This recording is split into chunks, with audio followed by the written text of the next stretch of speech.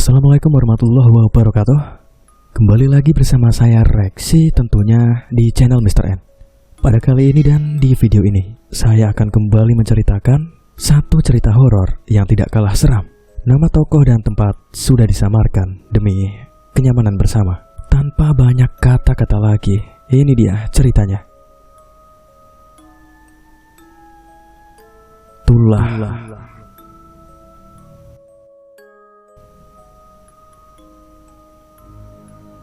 Sebut saja namanya Mas Adil. Seseorang yang dulu pernah aktif berkegiatan sebagai relawan di salah satu organisasi sosial kemanusiaan yang lumayan gede dan punya anggota atau relawan yang tersebar di kota-kota di Pulau Jawa. Dan dari Mas Adil, inilah cerita itu pertama kali kita dengar.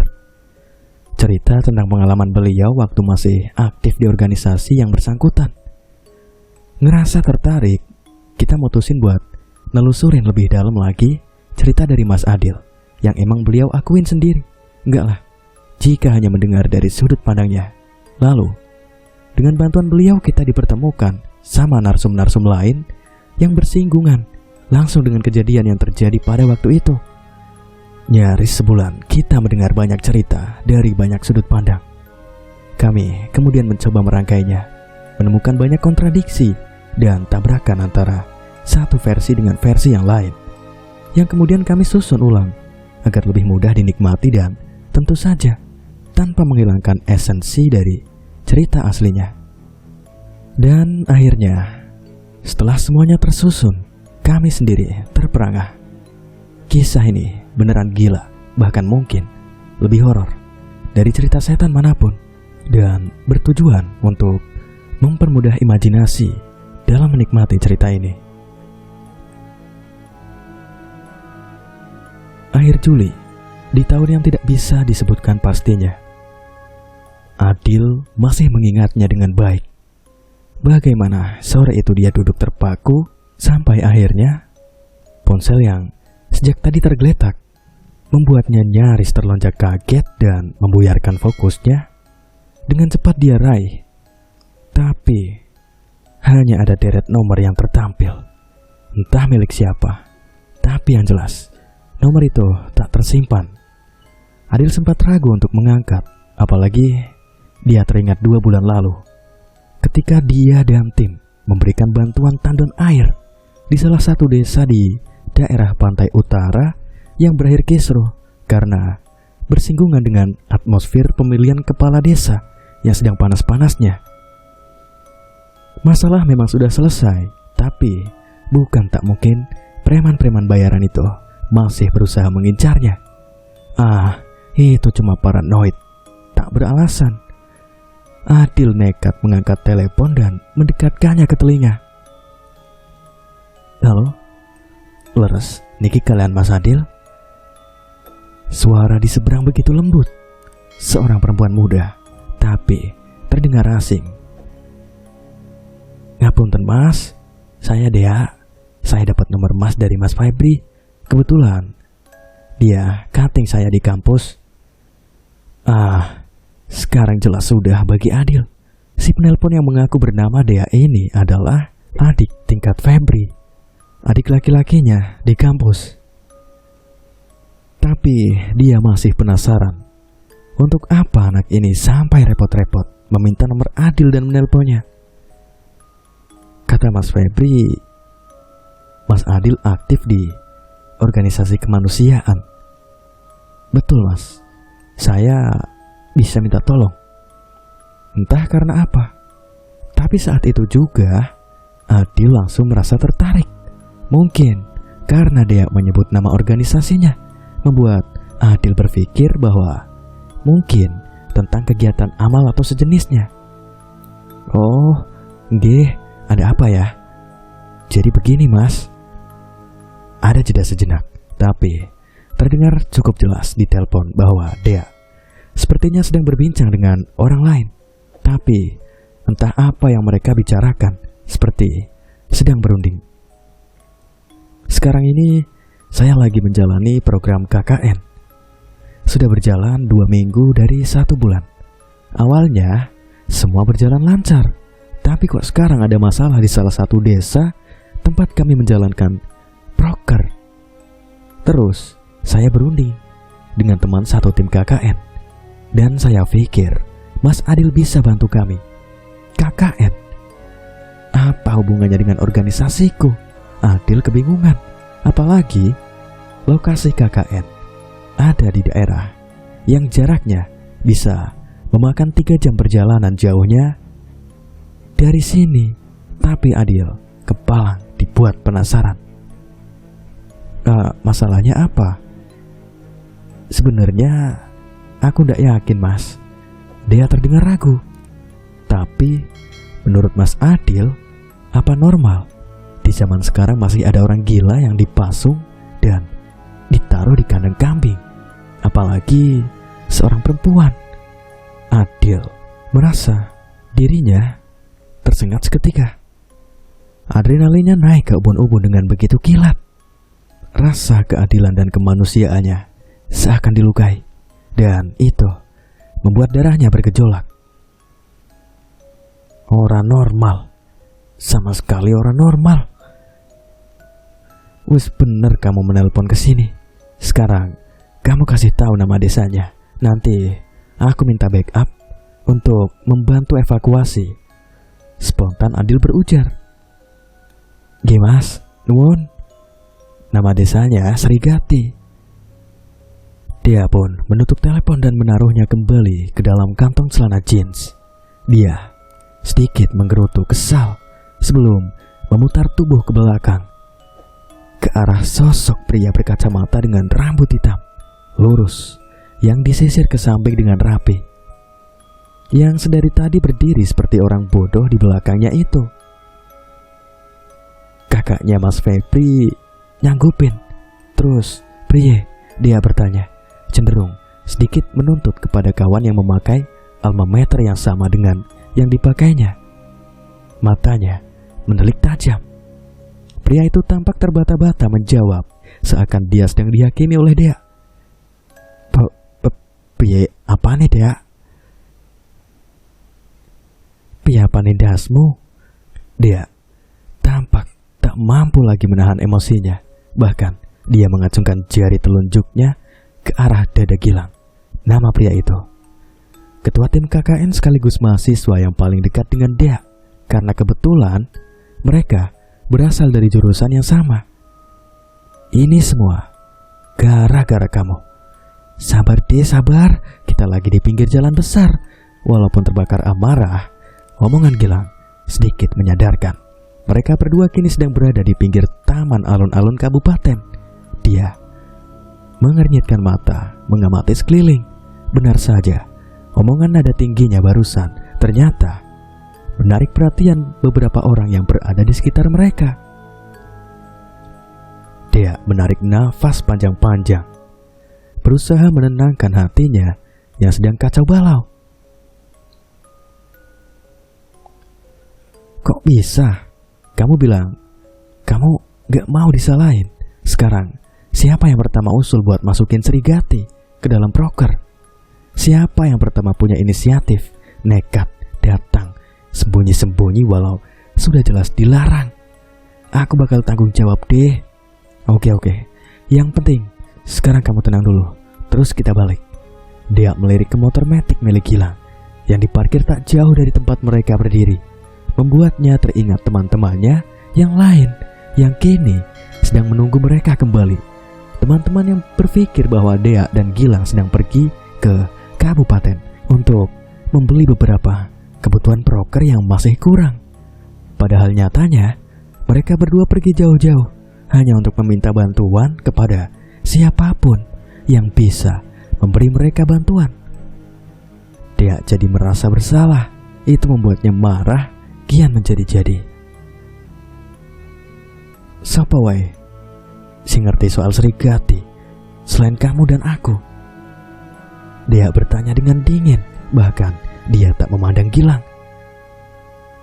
Cuma aku dan kamu. Aku yakin cuma aku dan kamu. Dia menghela nafas dalam-dalam, berusaha menahan kesabaran. Oke, yang sudah terlanjur mau diapain lagi. Tapi sekali ini saja Jawab aku dengan jujur.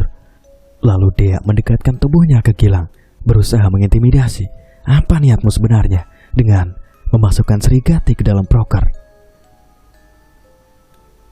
Aku nggak punya niat apa-apa deh. Tapi jawaban itu malah membuat benteng kesabaran Dea runtuh seluruhnya. Jangan berbohong. Kamu sudah tahu Srigati. Bahkan sebelum kita berangkat KKN, Gilang sepertinya tak mampu lagi menyembunyikannya dari siapapun, khususnya kepada Dea. Posisinya sekarang jelas terdesak, dan suka atau tidak, dalam hati Gilang mengakui bahwa ini semua sudah terlampau jauh. Tak ada pilihan lain selain mengaku. Aku nemu jurnal lawas di perpustakaan kampus deh. Jurnal tahun 1986 yang ngebahas soal Srigati, tentang pertanian dan tanah yang ada di sana. Dia mengernyitkan dahi, tak paham lagi apa yang ada di pikiran Gilang. Bahkan kita bukan mahasiswa pertanian, Gil. Apa yang kamu cari di sana? Tentang apa jurnal itu? Tentang... Gilang seperti menahan diri untuk tidak menangis. Tentang paradoks tanah di sana. Bagaimana pada masa-masa paceklik mereka masih bisa panen jagung, ubi, dan singkong, sedangkan desa-desa di sekitarnya mengalami kelaparan dan kesulitan. Bahkan yang aku dengar, ada sawah yang... wes, gak usah banyak omong. Sekarang ayo balik dan tunjukin ke aku jurnal itu. Gilang menurut saja ketika dia menggiringnya menuju motor. Kowe pancen angel, Gil, tutupnya sebelum motor melaju meninggalkan alun-alun kabupaten. Lalu cerita berlanjut saat hujan turun untuk kedua kalinya. Jam dinding di sudut sana menunjukkan pukul 7:05. Jari-jari Adil lincang menaik turunkan layar ponselnya, mencari-cari nama seseorang yang memungkinkan untuk dimintai bantuan di deretan daftar kontaknya. Jantungnya berdegup kencang akibat adrenalin yang bergejolak. Bagaimana bisa masih ada orang-orang yang memperlakukan ODGJ dengan cara yang tidak beradab seperti itu? Fakta itu menambah kegusaran yang dirasakan Adil. Tak lebih dari 2 menit, Adil menemukan nama yang dia cari. Tanpa menunggu lebih lama lagi, dia segera memencet tombol panggil. Halo, Eko? Kamu lagi di mana kok? Halo Dil, piye kabarmu? Biasa, aku masih di kota. Gimana? Suara itu terdengar begitu ramah, suara milik Eko, seseorang yang dia kenal ketika gathering organisasi setengah tahun lalu. Baik kok. Jadi, ngene, aku butuh bantuan evakuasi, bisa? Soalnya tadi teman adikku telepon, katanya butuh bantuan evakuasi. Lokasinya masih satu daerah sama tempatmu. Eko terdengar antusias, sama antusiasnya dengan Adil sendiri ketika pertama mendengar kabar itu dari dia. Boleh. Ini aku juga lagi gak ada kegiatan.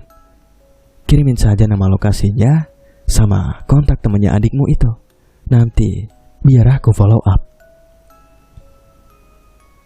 Namanya Dea. Nomornya nanti aku kirim lewat BBM aja. Lokasinya Desa Srigati. Bentar. Desa mana? Adil kaget omongannya dipotong seperti itu. Apalagi dengan nada yang seperti kaget dan tak menduga. Desa Srigati. Kenapa emangnya? Sepurane Dil. Aku gak bisa ke sana. Dan panggilan diputus begitu saja. Adil termangu di tempat duduknya. Dia bingung setengah mati dan butuh waktu baginya untuk mencerna apa yang barusan terjadi. Adil mencari-cari jawaban. Kenapa nada bicara Eko langsung berubah ketika mendengar nama desa itu? Apa yang salah? Apa yang membuat Eko begitu tiba-tiba keras menolak untuk memberi bantuan ketika mendengar nama desanya? Tapi belum juga dia mendapatkan jawaban, ponselnya kembali berdering. Ada pesan BBM masuk dari Eko. Aku nggak mau ikut campur kalau udah menyangkut desa itu, Dil. Maaf. BBM kedua masuk 10 detik kemudian. Lagian, kenapa kancane adikmu pecicilan tekan kono? Aku rak percaya yen mereka mau kakak entok. Dan saranku, kamu mending gak usah ikut-ikut campur.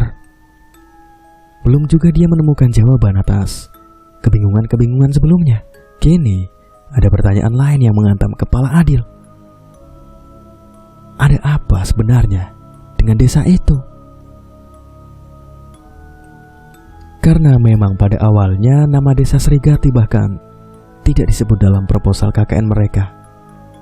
Program kegiatan hanya meliputi 3 desa dan untuk tempat tinggal, dan program utama mereka dipusatkan di satu desa yang paling besar, yaitu Desa Jati Asih, atau bukan nama sebenarnya.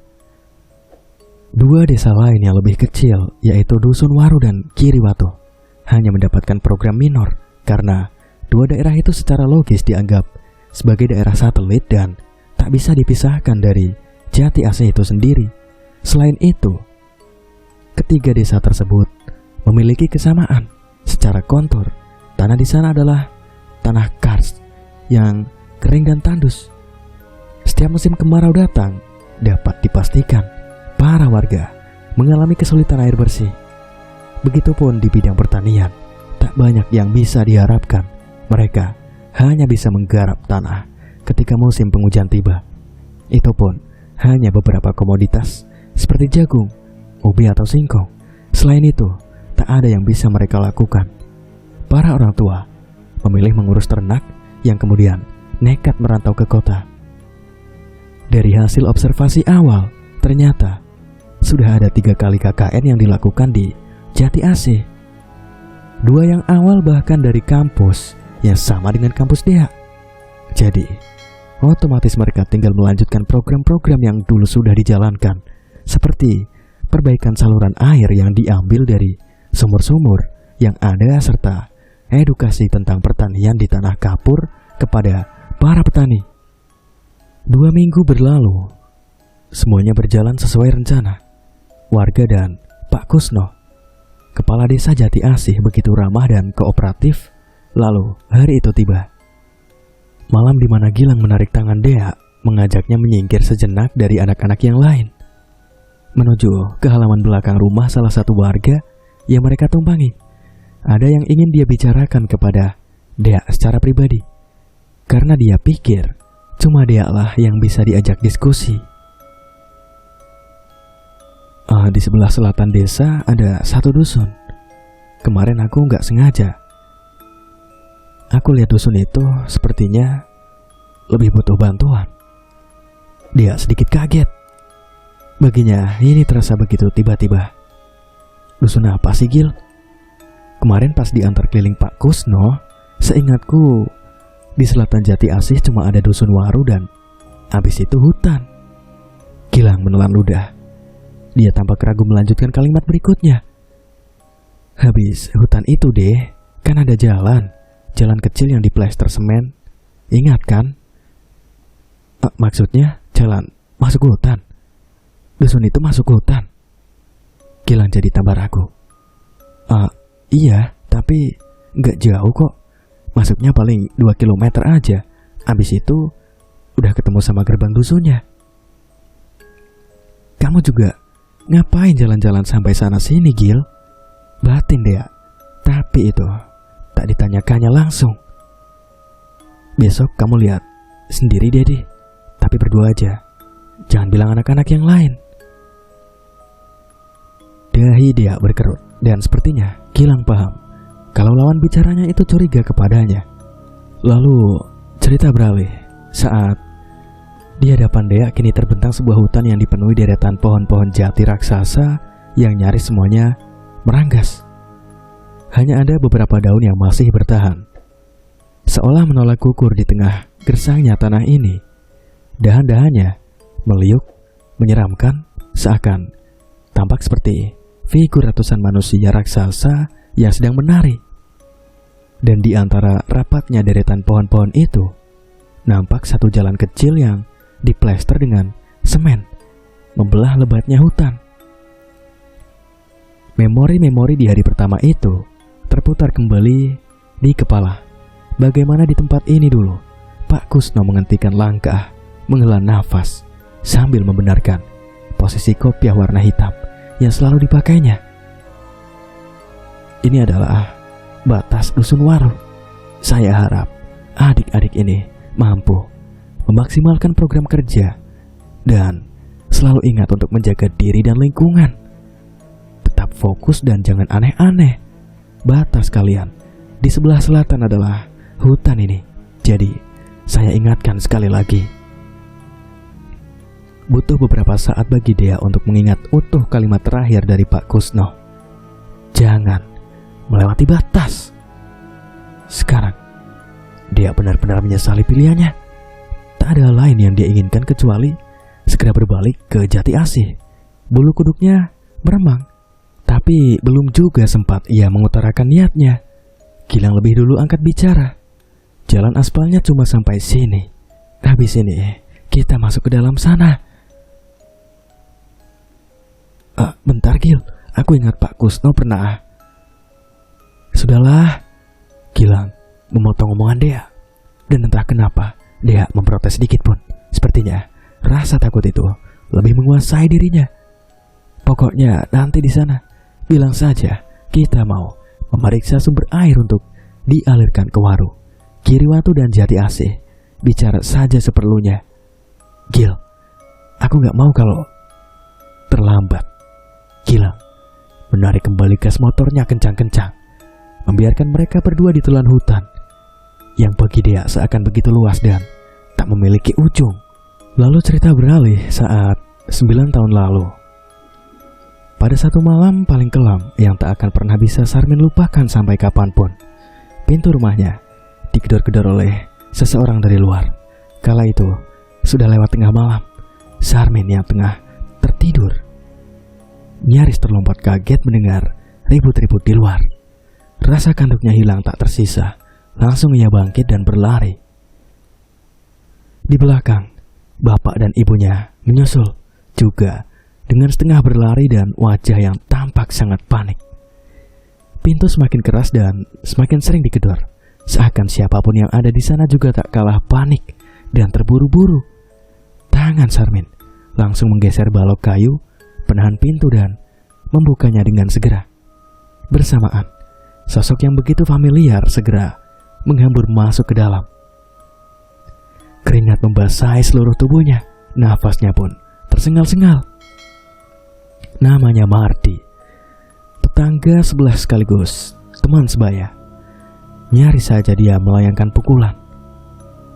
Namun niat itu tertahan ketika dia mendengar kabar yang dibawa Mardi. Maaf sekali Sar, ini ada kabar duka. Lek Kasnyoto dan istrinya meninggal.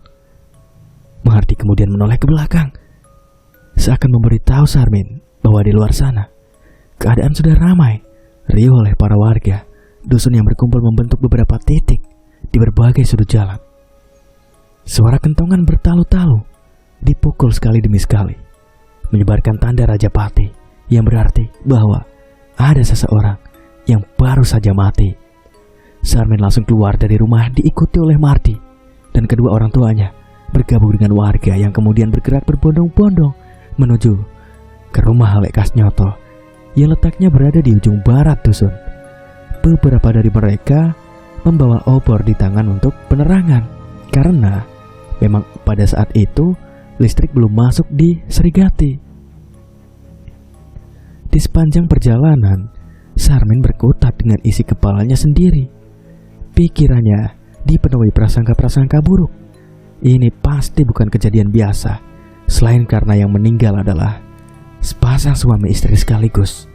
Tadi sore dia masih melihat Lek Kasnyoto berjalan dengan goloknya dan keluar dari kebun. Bahkan mereka berdua masih sempat bertegur sapa. Orang itu terlihat benar-benar sehat dan bugar seperti biasanya. Tidak tampak sakit sama sekali. Iring-iringan warga akhirnya berhenti tepat di depan rumah Lek Kasnyoto, di mana di sana Pak Gunardi, Mbah Gondo dan seorang lelaki yang dikenal sudah berdiri di depan pintu yang separuh terbuka. Wajah ketiganya kelihatan begitu tegang, apalagi ketika melihat semua orang sudah berkumpul.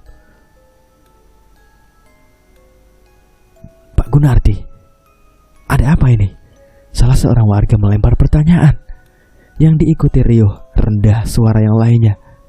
Mbah Gondo lantas membisikkan sesuatu di telinga Pak Gunardi yang dibalas dengan sebuah anggukan kecil. Sabar bapak-bapak dan ibu-ibu. Pak Gunardi mengangkat tangannya tinggi-tinggi. Semua orang seperti biasa dan seharusnya menuruti perintahnya. Tetangga kita, Lek Kasnyoto dan istrinya telah meninggal dunia malam ini. Keriuhan kembali terjadi. Para warga saling bicara. Bahkan beberapa orang berusaha untuk mendekat ke dalam sebelum Pak Gunardi menahan langkah mereka untuk masuk lebih jauh lagi. Sepurane, tapi demi keamanan dan kenyamanan semuanya, saya tidak bisa mengizinkan semua orang untuk masuk. Pak Gunardi kemudian melirik ke arah beberapa orang, dan satu-satunya adalah Sarmin. Mardi, Bowo, Mas Husni, sama Sarmin, kalian ikut saya masuk, yang lain tunggu di luar. Sarmin sebenarnya ragu, tapi dia tidak tahu, tak punya pilihan lain. Apalagi di situ Mbah Gondo juga, dua orang yang paling disegani, diserigati. Sudah memberi perintah, Sarmin lantas maju ke depan bersama 3 nama lainnya yang tadi dipanggil. Bahkan Sarmin tidak bertanya sepatah kata pun ketika Pak Gunardi memimpin mereka untuk masuk ke dalam rumah. Menyusuri ruang tengah menuju ke arah dapur yang ada di bagian paling belakang. Dan di saat kakinya menginjak lantai tanah dapur Lek Kasnyoto, Sarmin langsung menyesali keputusan untuk menuruti perintah Pak Gunardi. Matanya terbelalak dan perutnya seketika bergejolak ketika dia mendapati jasad Lek Kasnyoto dan istrinya tergeletak di tanah, tepat di samping pawon yang masih tampak berkobar apinya. Sarmin masih belum yakin dengan penglihatannya. Dia kemudian mendekat, maju 2 langkah ke arah jenazah, dan di bawah temaram lampu senter yang digantung di langit-langit, jelas terlihat bahwa sepasang tubuh tak bernyawa itu terbujur tanpa kepala. Ayo maju, Pak Gunardi berbisik. Tapi tak ada satupun dari mereka berempat yang melangkah 1 jengkal pun. Begitupun Sarmin yang nyalinya langsung menciut melihat bagaimana naasnya kondisi kedua suami istri itu. Tapi malam ini nasib sial memang sedang menjadi milik Sarmin. Posisinya yang berada paling depan dan paling dekat dengan Pak Gunardi membuatnya jadi orang pertama yang menjadi sasaran untuk ditarik lengannya dan dipaksa untuk maju ke depan oleh kepala dusun itu. Pak Gunardi tidak peduli. Jarinya langsung menunjuk ke satu arah, ke sudut dapur yang gelap dan tak terkena cahaya lampu senter. Anak ini yang membunuh Lek Kasnyoto dan istrinya, sesosok anak perempuan seumuran Sarmin dan Mardi, meringkuk bersandar di tembok bambu dapur dengan rambut acak-acakan dan tubuhnya telanjang bulat tanpa selai benang pun. Pandangannya kosong jauh ke depan dan mulutnya terkatup rapat. Sedang tepat di sampingnya, sebilah golok yang tadi sore Sarmin lihat dipakai Lek Kasnyoto untuk membabat rumput tergeletak di bawah simbahan darah segar berwarna merah. Sarmin mengenalnya. Dia sangat mengenalnya. Itu adalah Yuli, putri tunggal Lek Kasnyoto dan istrinya. Yuli, gilanya semakin menjadi. Ini berbahaya, jadi kita tidak punya pilihan lain. Pak Gunardi memandang Sarmin dan 3 orang lainnya satu persatu, seakan berusaha meyakinkan mereka bahwa hanya inilah satu-satunya cara. Ayo, Yuli, dibawa ke gubuk bekas kandang kambing dekat hutan jati. Aku tidak mau ambil resiko. Anak ini harus dipasung, karena kalau dia tega melakukan ini ke orang tuanya, besok-besok kita yang dipenggal kepalanya pakai golok. Tenaga Sarmin sudah terlanjur habis. Lututnya kehilangan daya topang dan terjatuh ke lantai tanah. Yang bisa dia lakukan hanyalah memandang Yuli, yang ternyata juga balas memandangnya. Mulutnya bergetar dan amat menakutkan. Itulah keangkeran desa Serigati yang hampir banyak orang yang menginjakkan kakinya. Lalu cerita beralih saat diadakan kerja bakti untuk membuat pembatas jalan dari bambu yang dipasang melintang menutupi jalur masuk ke Serigati, baik di sebelah utara maupun selatan. Setelah itu akan dilaksanakan ronda. Pak Gunardi butuh 10 orang bersiap setiap malam. 2 orang di tapal masuk utara, 2 di tapal masuk selatan, 3 berada di pos dan berkeliling tiap 1 jam sekali, dan 3 sisanya berjaga di sekitar kandang kambing. Semua yang mendapat jatah ronda diwajibkan membawa golok dan celurit milik pribadi. Akan lebih baik jika diasah terlebih dulu sore harinya. Sarmin hanya mengangguk walau dia masih belum mengerti kenapa keamanan harus diperketat. Padahal sumber masalah sudah pergi jauh dari tempat mereka. Tapi kalimat Pak Gunardi berikutnya mungkin sedikit banyak menjawab semua pertanyaan yang ada di benak Sarmin, baik itu tentang keamanan dusun atau tentang kepulangan Astria yang bisa dibilang mendadak. Nah, menurutmu bagaimana kalau gelar pendem dimajukan jadi bulan depan? Sejujurnya aku agak khawatir kalau harus menunggu 3 bulan lagi. Dan cerita pun tamat. Pendengar setia Mr. N, itulah tadi cerita horor untuk kali ini. Jangan lupa sampaikan kritik kalian di kolom komentar. Wassalamualaikum warahmatullahi wabarakatuh.